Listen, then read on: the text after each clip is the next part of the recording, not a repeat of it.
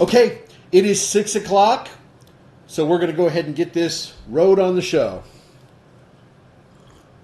Wait, strike that, reverse it. Show on the road.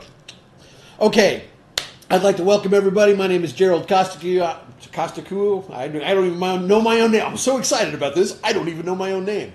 My name is Gerald Costaca. I'm coming to you live from Temecula, California. It's in Southern California, if you're not sure where that is. This is another installment of our Going 6A live trainings using the Facebook Live platform. I want to welcome you. I'm glad you could make it here tonight. I want to go ahead and cover a little bit of housekeeping, if we may, before we get started. So, if everybody who watches this, that means the people that are live and also the people who watch the recording afterwards, okay? If you could like every single comment, every single little post that anybody puts, if you can hit like on that, what it actually does is it maximizes the Facebook algorithm and it allows the video to be seen by more people. The more people that are interactive with the video and are giving a like or a love or a whatever, the Facebook algorithm identifies that as a reason to potentially put it in front of other people. So the more people that are liking this, the more opportunity there is for other people out there to be able to actually see it. So every time somebody makes a comment, if you can just go over there and hit the little like button, that would be really helpful, okay?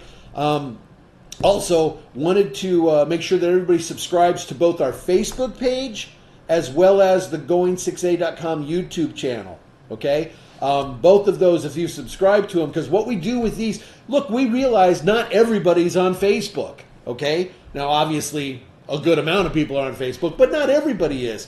So for the people who aren't on Facebook, we want to make sure they still have access to these videos and for this training and for this information. So we created a Going6A YouTube channel, and every one of the videos that we've made for trainings as well as other things, they're all on that channel, and they're available to anybody and everybody. So make sure that you're subscribed to the YouTube channel in order to get notifications of when new videos are actually uploaded, okay? So again, like I started to say, is that this is the second installment of the Going 6A call-in show. This is something that we tried out a couple of weeks ago to kind of feel it out and see how it worked. And the first edition was very well received. We had some really good questions and a variety of questions, which was really cool. I'm going to be very honest with you. It's not easy to be able to field just about any question that can be thrown at you, okay? The only reason that I'm able to pretty much answer the majority of questions that are thrown at me is because I've been doing this now for 12 years, about to enter into our 13th year with Enagic, and I've learned and done a lot of research during that time. That's the only reason I know the stuff that I know, okay? So a lot of time and effort's gone into being able to answer these questions, all right? So we're going to be conducting this training like a radio call-in show. And your questions as distributors will literally create the training topics, okay? Now, I'm going to explain exactly how it works. I'm going to read this, so I might not be looking at you for a couple of minutes because I want to make sure I read this correctly, okay? So in a few minutes, we're going to open up the call-in line. Once the line is open, you can call in with your question.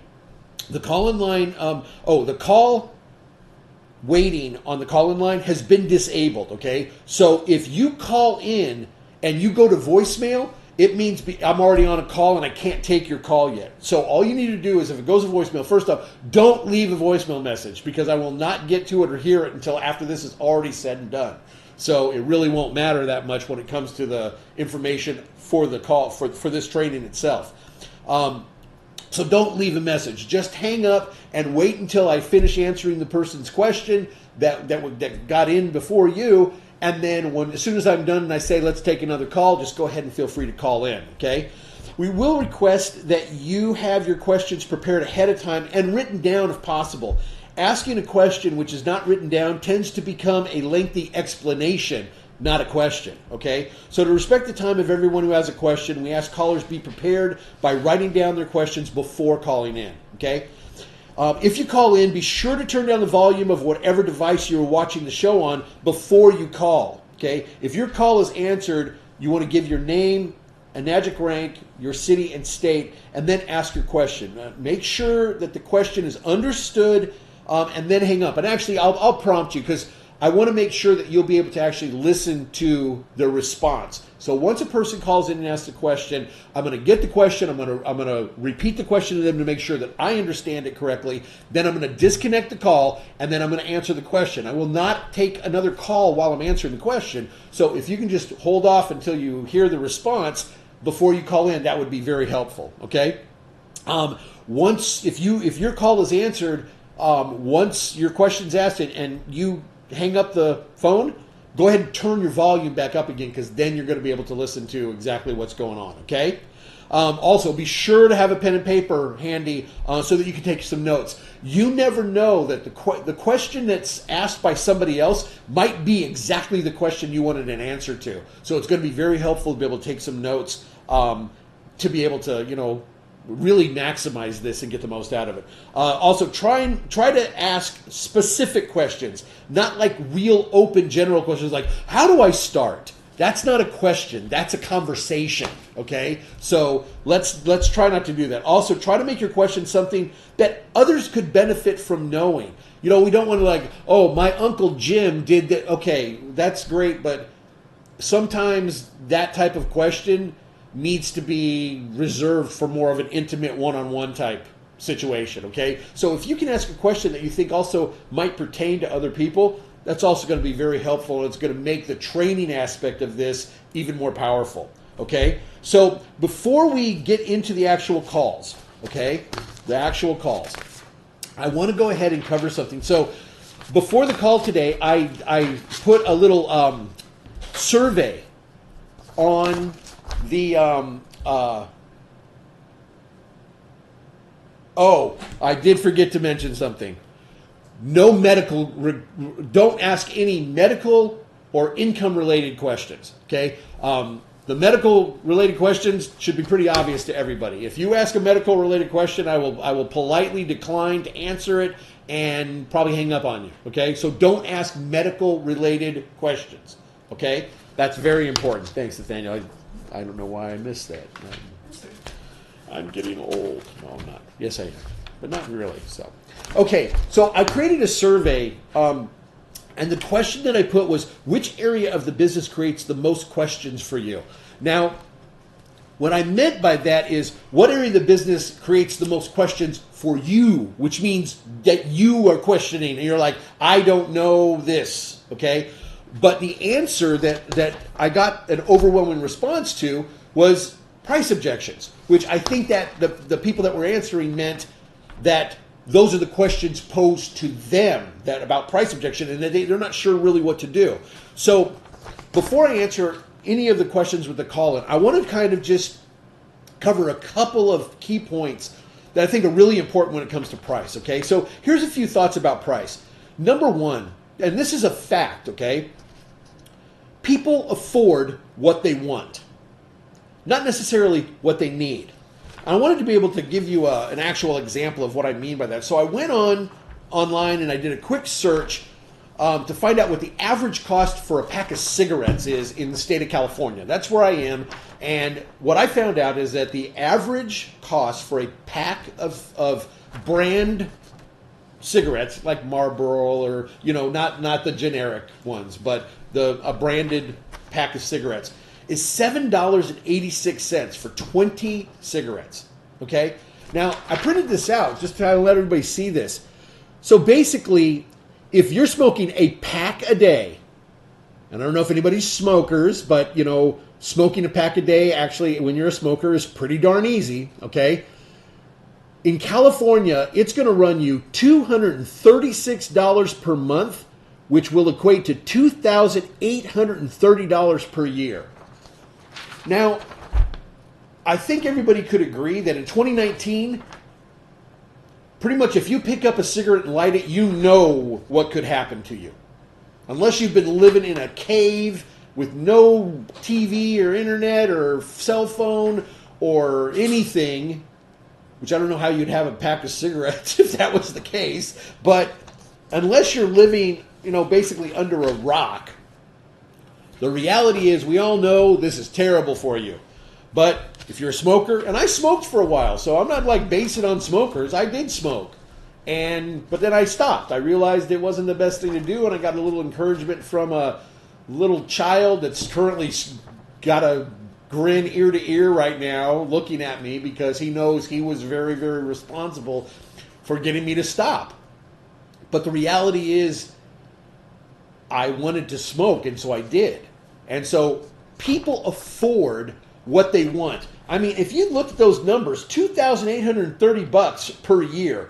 That means if you're a smoker for 10 years, you spend almost $30,000 on smokes. You literally burned up 30 grand and you were giving yourself potential health issues in the process.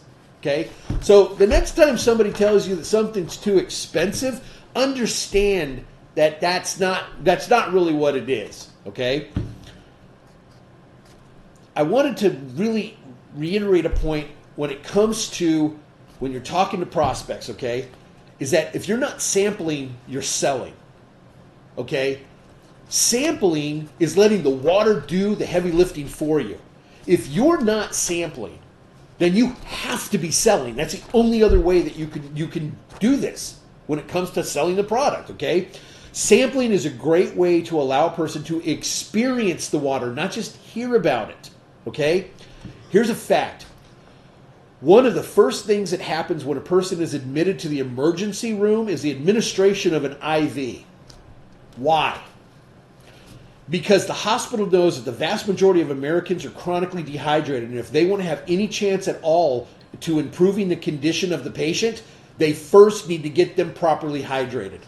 That's the reason that they do that. When a person comes in, gets admitted to the hospital, unless it's like for a broken, even for a broken arm, they'll pop an IV in because they know that the vast majority of people are chronically dehydrated. What does that tell you? That our water will most likely do something just because the people are not properly hydrated. Becoming properly hydrated will put your body in a better state of health. That is proven, okay? So what people have to understand is that sampling is a marketing strategy. It's not just something you do, okay? If you're going to sample, it is important that you learn how to do it correctly and know just giving someone water is not necessarily correct. There are strategies and there are techniques to doing it effectively, okay? Matter of fact, there's an entire section in Ride the Wave that's dedicated to understanding the proper way to sample the water. So if you're not sure how to do it, get a copy of the book. Get a copy of the digital, get a Kindle copy of it. It's like $3 or $4, but it will give you all that information that you need. Now, I want to close this out by saying that expensive is a matter of perspective, okay? Which is usually based on perceived value. So consider this. Most people would probably think that a $10 bologna sandwich would be expensive. $10 for a bologna sandwich? But I bet someone who hadn't eaten in a week would find that very reasonable if that was their only option to put some food in their belly, okay? So what you have to understand is that expensive is not because the sandwich changed, it's because the circumstances changed. You go to somebody who just came from a buffet and you said, hey, I've got a bologna sandwich for $10. They're going to say, yeah, no, thank you. But you go to with that same bologna sandwich and you ask a person who hasn't eaten in a week, hey, would you be willing to pay $10 for this bologna sandwich? If that's the only thing that they could do to put that into their belly, they're going to whip their money out and pay for it immediately. Okay, so keep that in mind. And also consider this. What if there was a $10 million house that was selling for $1 million? Like legitimately, $10 million house on sale for $1 million. Would people think that that was expensive? Most people would probably agree, even if they couldn't actually afford the $1 million, that a $10 million house for $1 million is actually a pretty good deal. But it's still $1 million, okay? But we tend to let our mind say, but that's not that important because I'm getting $9 million worth of value for nothing. That's what you have to focus on, is the value aspect, okay? Again, expensive is perspective. If your prospects are hung up on price, then you haven't established value or provided sufficient information to influence their perspective to the point that what the product has to offer exceeds its selling price. Okay, hope that makes sense to everybody. So I know that the whole, I don't have the money. Well, again, people afford what they want. Think about yourself. Think about you, because that's the best place to start. If you want to understand other people, try to understand yourself. Okay, is there anything that you spend money on that other people would be like, are you nuts? If there is, ask yourself, well, why do I spend that money on that? And what you're probably going to say, what you're probably going to realize is that there are things that you find important that you're willing to spend money on that other people wouldn't find important. Okay? And it doesn't mean that you're right or they're right. It just means that you guys have different perspectives. So what you need to do is, if you want to get beyond prices and objection, you need to get past the perspective of your prospect. You need to change their perspective so they identify the machine as more valuable than the cost. Until that happens, price is always going to be a consideration. It's always going to be a problem. But once that happens, price no longer is an issue, because then the person's willing to figure out how to make it happen.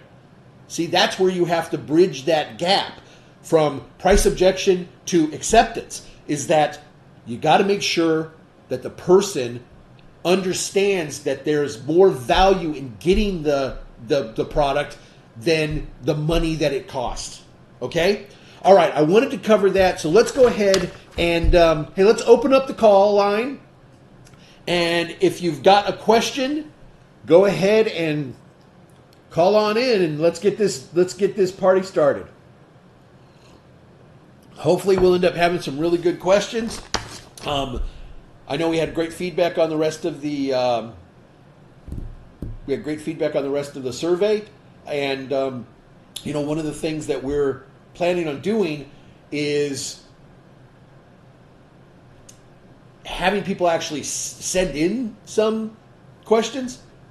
And we're going to start something that we're going to call What Are You Talking About? What are you talking about? And that basically is how we're going to kind of fuel that endeavor that we're working on right now. Now, again, that's going to take you guys, calling in or sending in information so that we know what it is that you really want answers to. See, that's one of the reasons that we're doing this, is that we want to make sure that the topics that we're covering are really what people want covered. It's real easy for me to think that I know what you want as far as training topics are concerned. But to me, it makes a lot more sense to, go directly to the source. It's like, what is it that you want to know about? So hopefully is the phone number up there, Nathaniel? Okay, don't be shy, call on in and let's get some good questions. Everybody said that they wanted to do this again, so the only way we can do this is if you guys call in with a question. So pick up your phone, dial that number. My phone will ring, and we'll get some questions and answers going. But I do need the question part from you guys. So hopefully somebody's going to call in, or this is going to be a real short training. Come on, anybody out there? Here we go. I think we've got a call coming in from Washington State. Let's go ahead and get this. Hi, you're on with Going 6A. Who's this? Hi, my name's Elizabeth Christian. I'm over in Seattle, Washington, and I'm a 4-8 over here just listening to your amazing show. Thank you. I got a question for you. I have an answer for you. This is going to work out great. Awesome. So this is something I've been thinking about for a while is, what do you do in the first, let's say, 3 to 6 months for your new downline to encourage them, and basically how do you support your new downline who are wanting to build in the business? That's a very good question. What was your first name again? Elizabeth. Elizabeth. Okay, Elizabeth, did you have any other questions or any portions to it, or is that good? That's good. Okay. Love to hear what you have to say. Thank you so much. You're welcome. Thank you for calling in. Okay. So Elizabeth up in Seattle, a 4A, had a fantastic question, which is, it's about supporting your new distributors. So, I think one of the best things that a distributor can do is remember their own process, okay? So, I opened this up by saying that, I'm finishing up the 12th year in Enagic and going to be entering into the 13th year, actually in just 5 days. That's 5 days will be 12 full years. 6 days will be 12 years and 1 day going into my 13th year. So I have to remember that it's taken me almost 13 years to know what I know. So keep in mind that when you have a brand new distributor who wants to do the business, that's another thing that's important too. It's like, it's one thing for somebody to say, oh yeah, I want to do the business, just so everybody knows. 99% of the people who buy a machine all say, oh yeah, I want to do the business because I want to make money.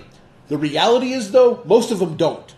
Okay? Most of them don't. But it's okay, because you don't need to have every single person who ever comes into your group decide to pursue the aspect of distribution. The majority of the people that are in our business are end users. Okay? They're not distributors. See, that's one of the things also that differentiates us from a typical network marketing program. If you understand network marketing, see, most people don't understand network marketing, okay? So I'm going to give you a little insight on network marketing. Most network marketing companies rely almost entirely on their distributors to be the sole people purchasing their products, okay? They set up a comp plan that will encourage a person to do something like an auto ship, or to buy product that they're supposed to be reselling. But they're doing it for a volume, purpose, because that volume that they're purchasing opens up different bonuses. Okay, so you'll get people who are buying product literally to just put in their garage so that they become qualified for bonuses, and then they encourage other people to do the same thing. That's why network marketing has a really bad reputation, and a lot of people are like, when they hear network marketing, multi-level marketing, they pull out the cross and they're like, no, stay away from me. And it's because, again, perception. It's the way people perceive it. Enagic is very, see, in a traditional network marketing program, typically 80 to 90% of the products sold are sold exclusively to their distributors. Okay? Enagic is just the opposite of that. I think we're at like 85%, probably between 80 and probably about the same, 80 and 90% of the people who purchase our product are end users. They want nothing to do with the distribution. They don't want to do the distribution. They don't care about the distribution, but they do care about, discovering health through hydration, and they want the machine for that purpose, for their loved ones, for their family, not for the money, okay? So when you find somebody who wants to work the business, first thing you need to do is you need to determine their level of seriousness. Do they really want to work the business, or do they like the idea of potentially making a bunch of money that they weren't going to make otherwise, but the reality is they're not willing to do what it takes to make that happen, okay? So you need to be able to distinguish that right off the bat, okay? So let's say that you do have somebody who has, decided, yes, I would like to work this business, okay? So again, one of the things I think everybody needs to do is double back to when they began. And remember what happened with you. Remember what people did for you. And if they didn't do stuff for you, then seek out advice from people that will give you good advice and guidance, okay? So, Elizabeth, I'm going to be directing this directly at you right now, okay? So you're a 4A. That means if you sold an SD501, you're going to be looking at a, $1,140 commission? But that also means that if you sign up a brand new person who decides to work the business and they're in a 4A leg, it means that the first couple of sales that they make, you're going to be getting an override of $1,140. Now, if you are a good business person, okay, you're going to realize that that commission is not just free money. That commission is leverage, because what it's going to allow you to do is take some of that and reinvest it in your distributor. How can you reinvest it? On things like, if there's a local event and there's a cost to the tickets. Well, what if you took 10% of that override, okay, which would be $114. What if you took 10% of that and you reinvested it, whether it be buying some materials for your new distributor, buying some water bags for them to sample, buying them a bottle, that's as a gift. By reinvesting in your distributor, you're doing two things. One, you're setting a precedent. You're setting a precedent that this is what a leader does. A leader takes care of those that are following them. Okay, it's not the other way around. The people following you shouldn't be taking care of you. You should be taking care of them. Okay, I'm going to tell you right now, I do it to this point, to this day. Okay, when I have a brand new distributor come on board, and you can ask anybody on my team about this. When I have a brand new distributor come on board, I will typically create a care package of materials for them that, there's been a couple times I've sent people $1,000 worth of material. And because I know that as a brand new distributor, you're a 1A, okay? Or maybe you don't even have your first sale yet, okay?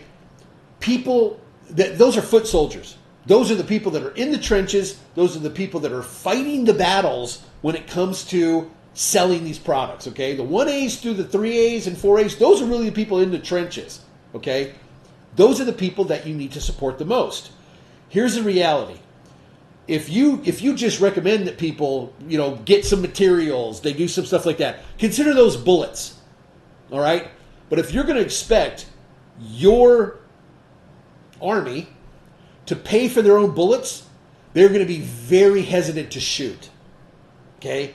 Because they're thinking of that and they don't want to get nickeled and dimed to death. So if you're able to take some of that extra, because think about it, if you have a brand new person, they make their first sale, and let's say it's an SD501, so they're going to make $285, right? Well, they're going to make $285, but you're going to make $1140 from that. So to ask them to take a couple $100 out of their $285 and invest it in themselves, that's not the right time to do it, because you want to show them that this business can actually work. And that, one of the best ways to do that is to get somebody a couple checks and to have them be able to actually spend that money on things that they need to spend it on. Not what they want to spend it on, what they need to spend it on. Okay? So by you investing a little bit toward them, you're setting that precedent that once they move up in ranks and they get a new person, they should do the same thing. Okay? You're also showing them unequivocally that you're willing to extend a level of support that goes beyond just flapping your mouth. Okay? Not that that's not important, because it is important to be there to motivate people, to give them comfort when they run into issues, to pat them on the back when they do a great job. That's all important, okay? But there's dollars and cents involved in this as well. So I tell people, look, if you want to get your people started right, then get them started right. But that's going to take investing in their success. Because once you show you're willing to invest in their success, a lot of times people are more willing to invest in their own success. Because, the fact of the matter is, a lot of people who are in our business have never tried to do something like this ever before. So they're not sure what to do. They're not sure how to move forward. So I think it's a great idea to, one, seek opportunities like this, to ask somebody who's been around the block a couple times, what's some good advice. But then, ask some of the people in your local area. That's the best way to find out how best to help your new distributors is to find people who have effectively been able to do the same thing, and that would be, I'd say, the advice that I would give you. And I hope that helps and wasn't too arbitrary. I think that, helping them out financially when it comes to tools, resources, things of that nature, that's one of the best things that an actual leader can do. It's real easy as a leader to say, oh, now that you're here, go spend your money on this and go spend your money on that. And, I think it's much better to be able to say, hey, you know what? You made your first sale. Congratulations. How about if I send you over a little, care package with some materials, some brochures, magazines, whatever it happens to be. Let me help you make your job easier. Let me provide you with some resources that are going to help educate you that you can then in turn use to help with your prospecting. By doing that, I think you're gonna create the environment that is more conducive for people to be able to succeed. So, Elizabeth, I hope that answered your question, and I wish you the best of luck. And you're already a 4A, which is fantastic. You're on that breakout point. You're getting so close where you're going to have enough people within your team to be able to really start generating some momentum. So that was a really great question, and I hope that the answer helps you a lot. Okay? Alrighty, let's go ahead. And you know what? Before we take the next call, what time is it?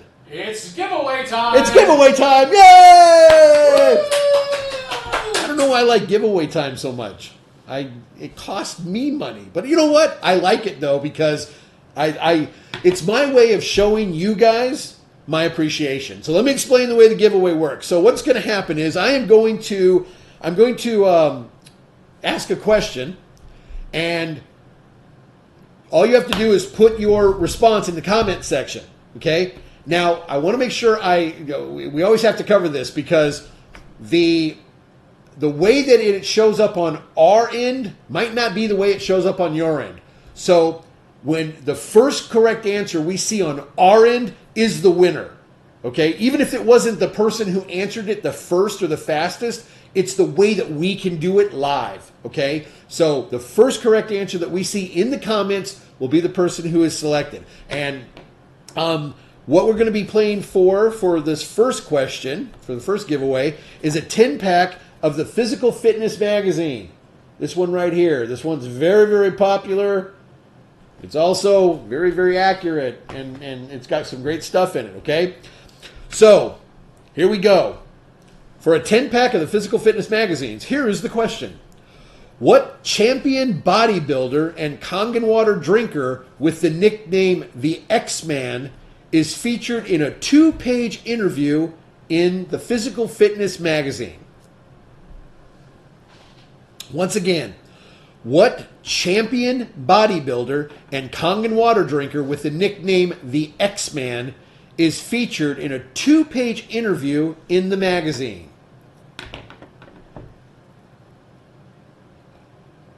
And if he happens to be online again and he answers his own name, I will send him because he was on the last one. Uh-oh, we have a winner.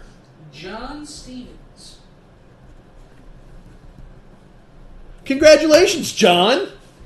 So John's going to be getting himself a 10-pack of these, and this is the article in question. As you guys can see, it was a nice 2-page interview that I conducted with Tony Freeman. That's right, guys, Tony Freeman, also known as the X-Man. So John Stevens, congratulations. You're going to be getting yourself a 10-pack of Physical Fitness magazines. If you are one of the winners tonight, here's what I need you to do. I need you to send me your name and mailing address in a private message on Facebook, okay? So your name and mailing address, and that way I can send it to you. If you are one of the winners and you don't send me your name and mailing address, you're forfeiting your prize, okay? Because I won't know how to send it to you, all right? So again, John Stevens, congratulations. Job well done. Let's go ahead and open it up with line again and bring in some more calls. So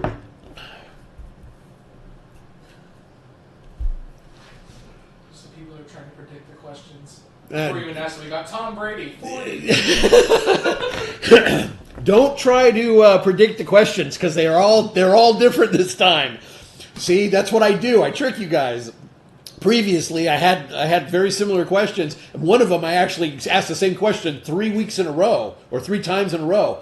But I've changed them all, so none of them are what you think they are. That's why you need to listen and be prepared, okay?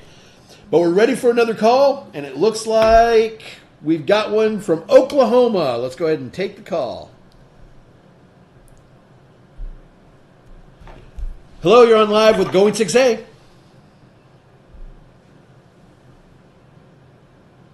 Hello, are you there? I don't know. Am I doing this wrong? Hello? All right, you might have yourself on mute because I can't hear anything you're saying. Okay, well, maybe they'll call back. So whoever was calling from Oklahoma, please feel free to call back. But everybody else can call too. Remember, it's first come, first serve. I don't know what happened there. There we go. Okay, let's try this again. Hello, you're on live with Going 6A. Hello? I heard something. Must be a bad connection. It's probably a bad connection, and that is possible, so I do apologize if that's the case. The connection's not okay. All right, third time's a charm. Hello, you're on live. Daniel from Oklahoma. Hey, Daniel, how are you? Hello, can you hear me? Yes, I can hear you fine. Can you hear me okay? Can you hear me? Yes. Okay, this is... Oh, you just cut out, Daniel. I don't know. I think you might have some spotty reception. I'll tell you what, Daniel, I'm looking at my phone like I'm talking to you on the phone. I think you said it was Daniel from Oklahoma. Daniel, if that is correct, and you would like to ask a question, but if you're having some telephonic issues right now, if you want to go ahead and just put the question in the comment section, I'll have Nathaniel, my son, read it out loud to me, and I'll be able to answer your question. Because it does look like we're having an issue with the actual connection. So I do apologize for that. But in the meantime, if anybody else has a question that they would like to ask, please feel free to call in. We'll see what happens with Daniel, and hopefully he'll be able to get himself through. So, again, this is an open forum. You can ask anything you want to know. I won't say that I'll be able to answer absolutely every question that might be able to be thrown at me, but I think I'm probably pretty well suited to answer the majority of them. Okay, so I don't know if we've got if he's been able to put it in there. Okay. Well, we can. The call line is open, so anybody else who wants to call in and ask a question, this is your chance. Here's your opportunity. This doesn't always happen. You don't always have the opportunity to ask somebody who, kind of knows a lot about this stuff, a lot of different areas of it too. So, if you guys aren't going to be calling in, that's going to tell us that this isn't really that great of a format. So it's really important that you guys participate on that side. Even if it's a question that maybe you have part of the answer to, if you have a question that you think is going to help other distributors, maybe your own distributors, it's a really good idea, and to take advantage of this opportunity and to ask away. So I don't know if our caller from Oklahoma has been able to type in his question in the comment section, and if not, I'm sorry that you're not able to for whatever reason. But it did seem like there was a connection issue there. So, and I've got plenty of bars, so I'm pretty sure it's not on my end. Well, there we go. Okay. This question relates to following up with a prospect. For example, when I share water with someone, I will reach out to them a few days later, and most of the time, I do. They do not reply or answer my calls. What percentage of people in this circumstance? Okay. Can you read it one more time, but louder, so everybody else can hear it too? This question relates to following up with a prospect. For example, when I share water with someone, I will reach out to them a few days later, and most of the time I do. They do not reply or answer my calls. What percentage of people in this circumstance? Okay. So the question is about following up, and it's a good question because a lot of times what will happen is we get too excited about having a new prospect that we neglect to do what it is that we need to do to kind of pave the road. Okay, what I mean by that is prepare them for what's coming. All right. If you go to going6a.com and go to the printable resource library, there are some different things in there, including the sampling recommendations. How to get the most out of your sampling. That's supposed to be given to the person you're going to be providing samples to. Okay, so that's one way of letting them know what to expect during the sampling process. Because here's the thing: if you've gotten so excited that you have basically, you got somebody who said they'll try the water and you're like, great, and you just give them the water.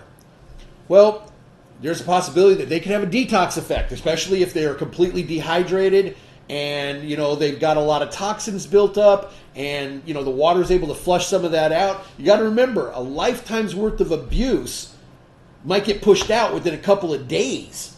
Well, you're going to feel that, okay? And if you haven't warned somebody about that, they are left to their own conclusions, which means they could be like, wow, man, this person tried to poison me. They gave me this water, and all of a sudden 2 days later, I've got diarrhea. Well, no, you've got diarrhea because you had some intestinal issues. You haven't had enough water in your system to be able to push some certain things out, and now your body is cleansing itself, okay? But if you haven't told them that that's a possibility, I don't blame them for not calling you back. Along those same lines, too, is when you've got a person that you're providing information to, you have to think about what you haven't thought about. Okay? I know that probably sounds counterintuitive, but what I mean by that is you need to ask yourself, have I checked off all the different things that could potentially create an issue for my prospect? Okay? So have I talked to them about the best way to get the most out of their samples? Have I talked to them about the possibility of a detox, and that if they do experience something that's detox related, it's actually a good thing, not a bad thing? And when I say it's a good thing, it's not a good thing that the detox is happening, but it's a good thing that that stuff that was in there that's getting detoxed is getting flushed out of the body, okay? So that's where that is actually, it's a positive thing. It's also a clear and present indicator that the water's doing something, okay? That for a lot of people is a very important point. Is the water even doing anything? Oh, well, if in that case, it absolutely would be, okay? So making sure that you've told them about that. Here's the other question. Have you warned them about the junk they're going to find online? Or did you shy away from even mentioning the internet because in hopes that they won't go there, okay? If you did that, if you didn't mention it because you're hoping they're not going to go there, guess what? They're going to. They're going to every single time. So instead of trying to fooling yourself into believing that what's going to happen isn't going to happen, embrace it happening. Let them know what they're going to find. See, there's two ways of looking at this. If you don't warn them about it and they wind up online and they put in the words Kangen water or Enagic and all this junk pops up from sponsored ads from our so-called competition, the leeches, those guys have paid to use those keywords so they get top ranking. And then all of a sudden it says Kangen scam and this and that. If you don't warn somebody about that ahead of time, again, they're going to draw their own conclusion.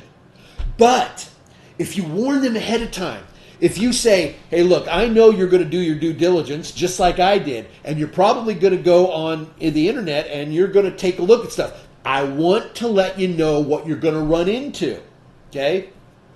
You're going to run into sponsored ads that are going to say that you'll be better buying a cheaper product than dealing with the person who's been dealing with you, okay? That they're going to have all sorts of stuff that's going to be said. And if you warn them about the things that they could run into on the internet ahead of time, do you know what happens when they run into those things on the internet? it reinforces your credibility. Why? Because you told them exactly what it was they were going to run into. And then that's exactly what they did run into.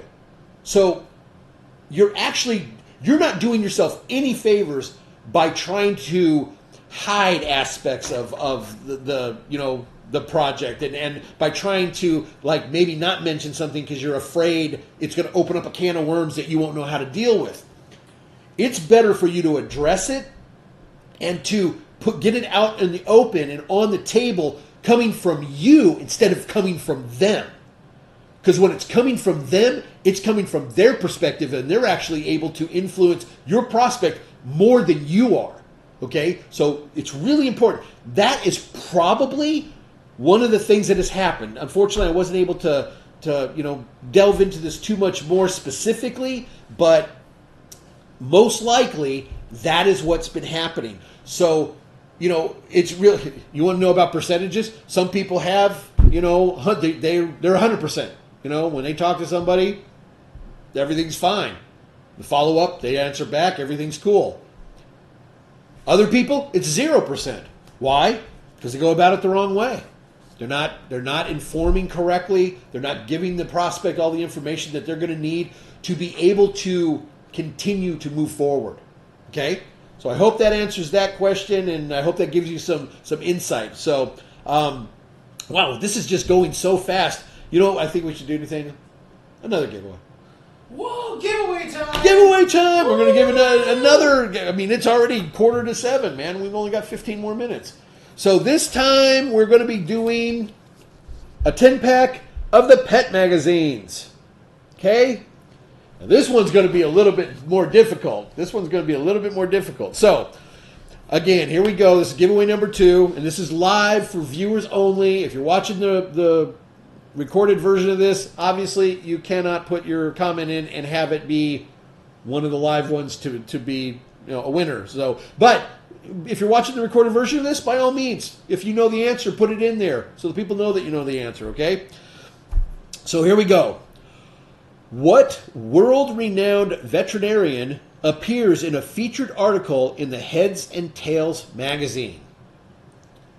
One more time. What world-renowned veterinarian appears in a featured article in the Heads and Tails magazine? He's also been at a few of the live events, at least a few years ago. What? John already won, and he can't. Oh, John, I'm sorry. You would have been our winner, but we have a strict one winner per training policy. So copy whatever John just put. Roy Nishiyama. Who is it? Roy Nishiyama. Roy? Oh, hey, Roy. Fantastic. So if Roy is our winner, it means that Roy answered Dr. Tim Crow. That is right, and I'll show you Dr. Crow's article in this just so everybody knows that it's for real. So that's it right there. That's Dr. Crow's article. It's a great article. He's a world-renowned vet that's been responsible for creating a bunch of different procedures in veterinary medicine, and it's a great. He's got a lot of credibility. Okay, so let's try to take another call. Let's go ahead and Roy, again, congratulations. Way to go. We will be having one more giveaway toward the very, very end after I do announcements, but let's try to get one more call in. Gosh, I was hoping people were just going to be flooding our airways with calls and questions, but I guess everybody knows everything. That's great. I'm very, very happy that people know everything, because what your goal as a distributor should be is get to the point where you could do what I'm doing right now. You could open up a telephone, line and give people the opportunity to call in and ask anything related to the business, or even not related to the business. So, we've got another call. Let's see who this is. Hello, you're on live with Going 6A. Yeah, hello, Gary. This is Antonella. How are you? Antonella Bianchini. I'm good. How are you? Very good. It's good to be. Thanks for doing this, Gary. This is you're always the best on sharing your knowledge, and this is really great. And Great event. Well, thank you. well, thank you very much. Did you have a question that I can answer for you and maybe help everybody else out too? Yes. Not just praise. Yes. Yeah, I wanted to know a little bit some specifications about the filter, the filter that comes with the machine. I see a lot of comments and I see questions online. I know that it takes the chlorine out, right? But some people say it takes it out. Some people say it goes into the secondary water, or the fluoride as well. Can you kind of tell me a little bit more, or ask a little bit more about what exactly the filter that comes with the machine does and does not? Okay, absolutely. All right, any other question? Was that it? That's it. Okay. That's it. Yeah, All right. I just would like to have a little bit of clear. Thank you so much. Okay, you got it. Thank you for the question. Okay, so that was Antonella. Antonella is actually an old friend from the beginning of this whole thing, like 12 years ago. Antonella's Italian. She actually moved back to Italy for a while, and now she's back in the United States, so it's great to hear her voice. Thank you so much for tuning in, too, Antonella. So her question was about filters, and it's a really good question, okay? So the main thing that the internal filter for the Enagic machines take out is residual chlorine. Chlorine. That is what its main purpose is. What everybody has to understand is that the internal filter for these machines is there to try to clean up the water a little bit more before it goes into the electrolysis chamber. What we have is a water ionizer that happens to have an internal filter. Okay? We don't have a filter that happens to ionize. If filtration is the number one consideration for a person, then they should look into pre-filters in front of the machine. Okay? Because the filter that comes with the Enagic machine is really, it's a relatively basic one. It really is. It's going to take out some basic sediment. It's going to remove the majority of the chlorine. Now, because of the ionic charge of chlorine, if there is any residual chlorine left in the water after passing through the filter, it will go out of the bottom hose. Okay? And that's why if you have a brand new filter and you put it on there and you grab water from both the top and the bottom, it should come out nice and clear if you were to use orthotolidine to check the chlorine content. But if your filter's starting to get old and it's not taking out as much, then it. So Nathaniel just wrote fluoride. It's still not 100%. When here's what ended up happening years ago. Okay, Los Angeles County Municipal Water District and had announced, and again this was years ago, that they were going to start adding fluoride to the water. Well, a lot of people freaked out about that for very good reasons too, because fluoride's not something that you really want to be ingesting. So they were like, "Hey, what does the machine take out fluoride?" Well, they tried to do some tests in Japan, but the reality is Japan does not add fluoride to any of their water. So it was very difficult for them to be able to basically create the same scenario. What I was told was that, first off, the filter itself will not take out fluoride. Okay. However, because of the ionic charge, if there is fluoride present in the water, it should be going out the bottom hose. And it's not to say that some can't get out the top hose, but it just depends. There's so many variables when it comes to, how much calification there is on your plates is going to determine how effectively ionization is actually happening. So there's a lot of different components to, the water that comes out of it. So there's a lot of things. How new is your filter? How much water are you producing? How often you clean your machine? There's so many different things that will dictate the effectiveness of it. Okay? I can say this, though, that the filter that's in the machine, it is a basic filter. It is. It's for basic filtration. if it's to clean up the water prior to it going into the electrolysis chamber. That's pretty much it. So if you're looking for anything beyond that, okay, if you're looking for, you know, the fluoride stuff or there's so many different things that could be in the water these days, you know, that you really need to get like a water test. You know, your municipal system, if you're on municipal water, you're not on your own like well water type thing, but if you're in a municipal system, they actually generate and send out an annual water report. They'll let you know exactly what's in it. So if you're on municipal system, look for that report or contact the municipal district and request a copy of the latest report, and then see what's in your water. And then if you want greater advanced filtration, look into some pre-filters. That's your best bet. So I don't put a lot of emphasis on the internal filter. You know, if people ask, I will say yes, it has an internal filter to clean up the water as, you know, a little bit more before it goes to the electrolysis chamber. That's pretty much as I will say, because that really is what the filter was created for. And again, it was created originally for the Japanese water scenario.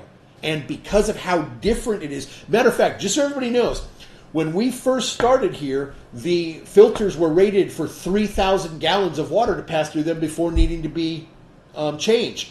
Now in the United States, they had to change that to 1,500. Why?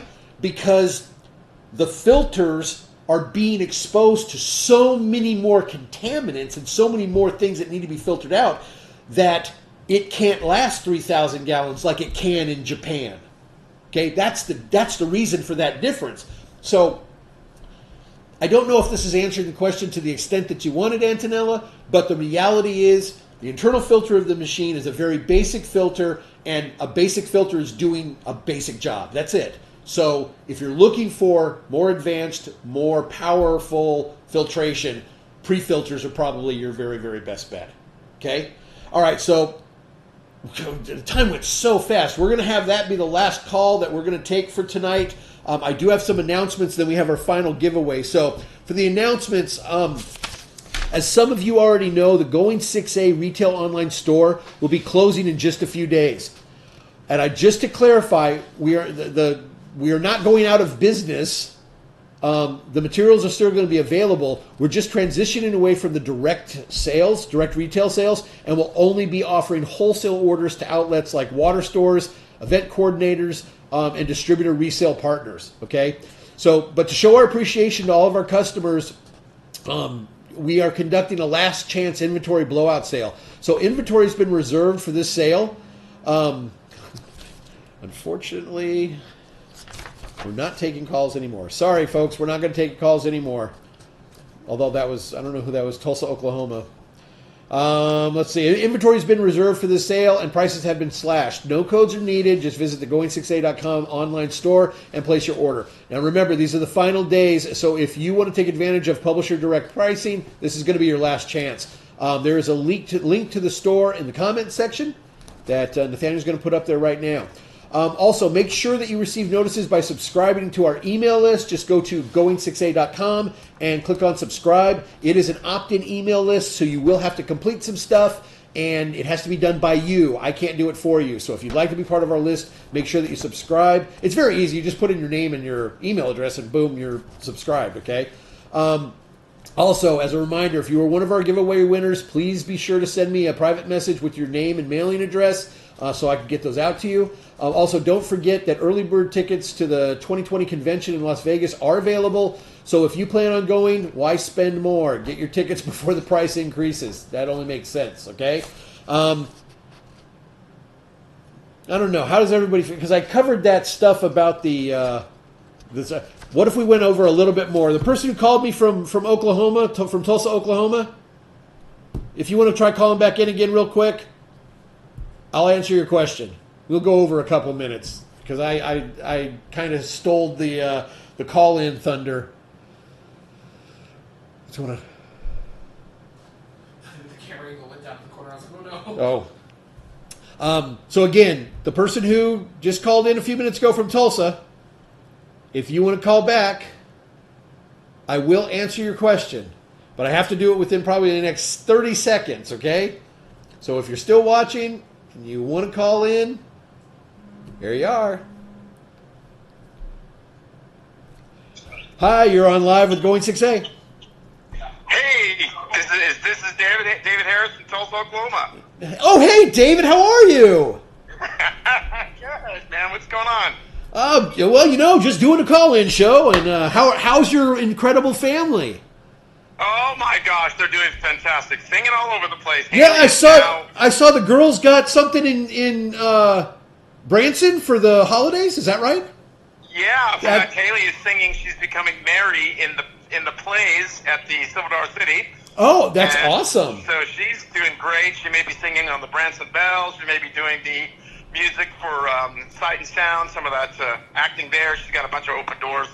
A lot of fun. That She's is doing real good. fantastic. She and Nathaniel still need to do that parody duet that I wrote. We've got to get them. Which one is that? Which one's that? It's You're the One That I Want from Greece. Well, you got to Isn't call that- her. isn't that Haley's it? number Yeah. is 918. No! Stop! Don't give out the number. I've got her number. I'll contact her. Don't give out the number on something like this. Are you insane? Oh, Haley doesn't care. But David, so what's your question, my friend? Hey, I've got thousands of leads from the home and garden shows that I do and game show I've done like different types of water shows, and I've got lots and lots of leads. What do you think the best way to harvest those leads are? Oh, that's a great question. I'm going to go ahead and disconnect the call, and I'm going to address this question, and then we're going to be wrapping this thing up. So thank you very much for the call, and please extend our well wishes to your lovely wife and your entire family.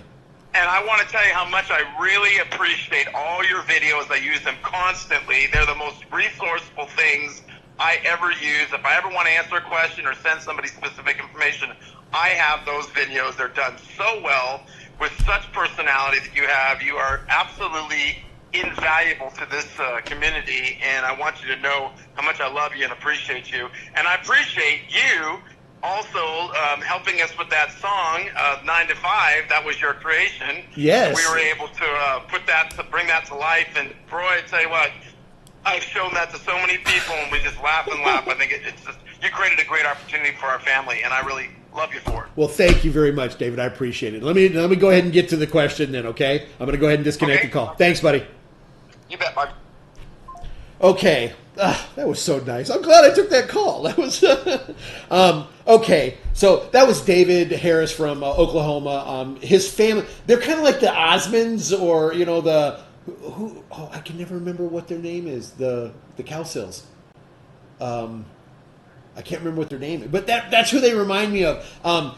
He's got a bunch of beautiful daughters, and they all have voices like nightingales. Man, they're just beautiful.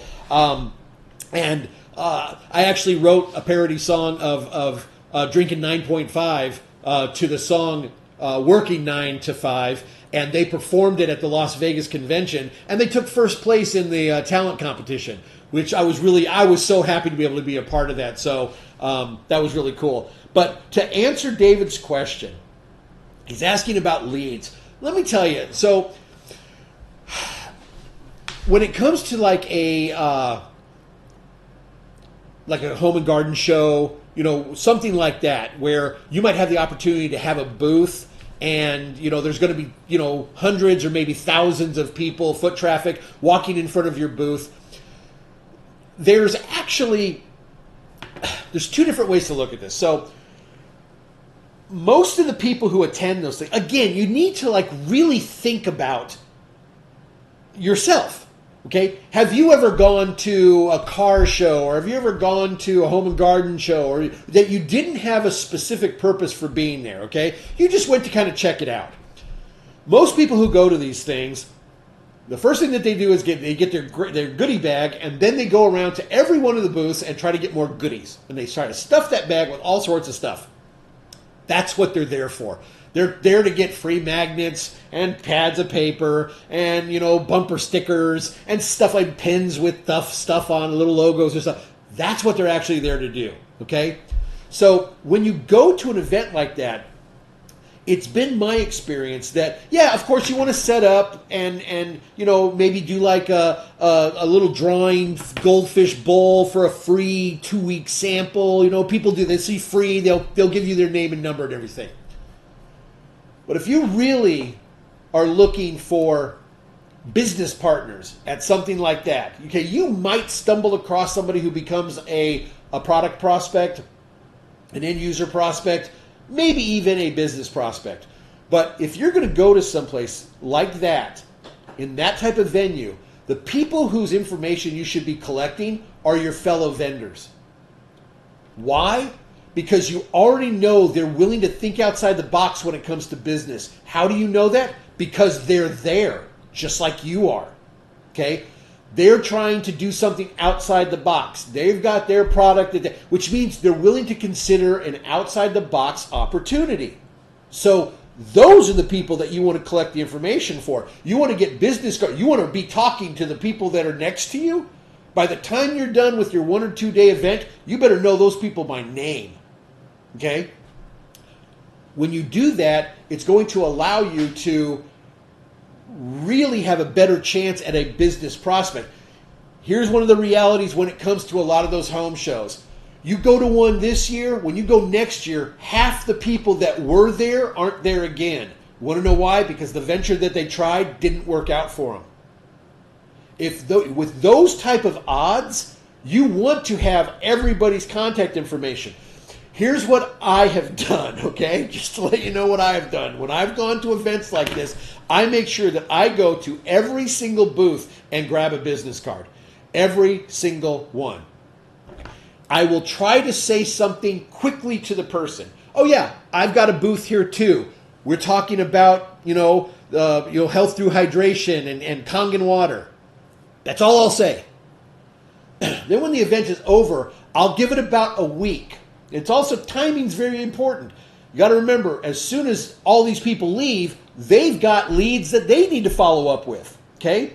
So I'll give them about a week. A week later, I'll start going through those business cards and I will draft an email and I will send it to every one of the people that I have a business card for. The email is going to say something to the effect of, hey, this is Jerry Kostica. I met you at the recent Home and Garden show. I stopped by your booth. We chatted for a few minutes, but I didn't have enough time to really tell you everything I wanted to. I wanted to send you this email to show you what it is we were representing. And then I'll send them like a link to the, Bob Gradelli demo video. Something to that effect. If nothing else, it's great practice for sending them out and understanding how responses come in. So even if you don't get a single sale or even a single sampling prospect out of that process, the process is still valuable. Okay, it's still good to really go through those motions and everything. So that to me is the best way to do it. Yeah, obviously you have to have the setup for the fascia. Okay, for the face of what you're doing, the people that are walking by, they're going to see that. You do the pretty colors with the drops and everything. People are going to be like, hey, what's that? It's going to be intriguing. We'll draw them in. But if you really want the best chance at scoring a serious contender, focus on the vendors. That's who you want to focus on. Okay? So, David, I hope that helps. I hope that answered your question. So, let's go ahead and do our final giveaway, Nathaniel. What do you say? It's giveaway time. Yay! Woo! Final giveaway is going to be for the Global Business Review magazine. We're going to give a 10-pack of these. I want to explain something about this too. This is one of the things that a lot of people have been asking me about this particular magazine. They keep saying, so Jerry, what exactly is it? Okay, here's what it is. If you've ever had trouble explaining the business part of Enagic, the business, and I don't mean just the comp plan, I mean the business. This explains it for you. That's what this was created for, okay? So, just to kind of clarify that. So, here's our question for the final giveaway. We often refer to Enagic as a Japanese company, but where was the company founder, Mr. Oshiro, actually born? Marty Wenzel he knew. You could tell. Marty! Wow. He had Okinawa before you finished the question. Marty, Marty's one of our good friends in Orange County. He's been a firm supporter of us, and we appreciate him completely. So Marty Wetzel, he must have put Okinawa. That's where Mr. Oshiro actually is from. Sadeke, I think, is the actual town name or Providence name. I always get those confused. But Okinawa, and that's also where the E8PA resort is, where a lot of different things, that are connected with the Enagic are the bowling alley, the elder care facilities, the 2 hotels that Enagic purchased. Those are all in Okinawa. So it's really cool. So Marty, congratulations. I know I have your address and everything, but Marty, do me a favor. Send me the private message with your name and address anyway. It just makes it easier. I can just do a copy and paste and get those sent out to you, okay? So, again, congratulations to Marty Wetzel for winning the 10-pack of the Global Business Review magazines. That's going to do it. We went over a little bit. I hope you guys didn't mind. I think we had some really great questions. But if we do this in the future, you guys, I need this phone ringing off the hook, because we need to really get a bunch of questions being asked so that we can address more of the things that people out there need to know, okay? So I'm going to give this the close now. I want to also remind everybody just one more time. 2 days from now, November 1st, the online retail store for Going 6A is gone, okay? It's gone. So if you want anything at the publisher direct prices, this is the last opportunity you're going to have for that, okay? So I want to thank everybody for the great questions. I hope that it helped the people who asked, and I hope the people that's listening to the responses, that those responses also help. Also, again, if you like this format, give us a thumbs up and leave a comment saying that you like it, and we'll do it in the future. But if we're going to do this in the future, we really need to make sure that people out there really want this, because we want to be able to answer as many questions as possible. And I hope people aren't like thinking, oh, I don't want to call because, I might be asking a dumb question. No, the only dumb question is a question unasked. Okay? That's not true. There are some dumb questions, but it's okay. That's okay. So I hope everybody has an awesome Halloween. Remember, be nice to those kids. And remember, if older kids come and knock on your door on Halloween, remember, they're just there asking for candy. They could be stealing cars and breaking into businesses, okay? So don't give them a hard time about being out there. Kids are being forced to grow up way too fast these days anyway. So if they're coming to your door, knocking on it, dressed in a costume and asking for some handouts of candy, you know what? Don't give them a hard time about it. It's, if that's what they're choosing to do instead of all the bad stuff that they could be doing, I'll tell you what, I think that's probably a pretty good thing. So I wish everybody continued success and, of course, the best of health. Everybody have a great night. My name's Gerald Kostica, coming to you live from Temecula, California. This has been the second edition of our Going 6A call-in show. Hope everybody enjoyed it, and we will see you soon. Thanks a lot, everybody.